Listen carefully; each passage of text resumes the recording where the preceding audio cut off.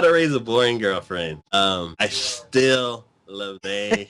It's kind of like Shirobako, where that show takes place inside of an anime production company, and you get to see the ins and outs of how things get done, how they have people who work. It's kind of like freelance animators where they work for multiple companies sometimes, or they just work for the one company, but they never actually go to the office, like stay at home and just work on stuff. And then they have somebody who comes and drops off new scenes and picks up old scenes that they finished. And I never really knew that, I don't know, I didn't really know that was kind of thing that really happens. So, well, I mean, you like to hope that's the thing that happens. I mean, you never really know. I mean, they'll have elements of actual reality in it, so it's hard to say sometimes. Yeah, and so I really like Shirobako. I need to, I think a whole nother season is gone since I left that show.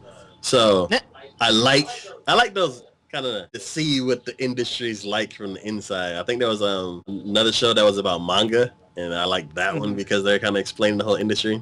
But this one is like kind of like freelancers getting together and creating their own, like one guy who wants to create a game, so he gets a couple of people who are freelance artists and like gets them together and to make something. Because I kind of feel like it's something that I want to try to do. It's like I want to start making stuff, so I'm trying to find people who have like interests or free time and talent and stuff like that, and then get them together. So I don't know. It's like it's kind of like what I'm trying to do. So I like the show because characters. I love the characters of the show. I don't want to keep repeating myself, but like I love how they play off each other. Because I said that so much last time. So. I mean, that is always important in any good anime, regardless. You know, to me, I know probably in my top 5 video, that's something I repeated a lot too. Was just characters.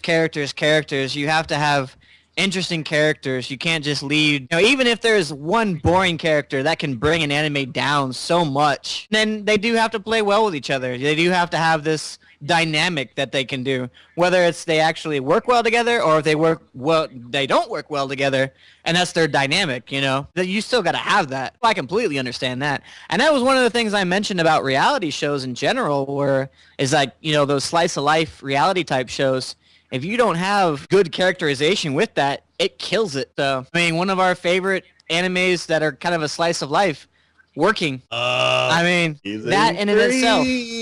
I know. But I mean, even then, that is what, the premise of it is completely mundane. Yes. Nothing interesting about it whatsoever.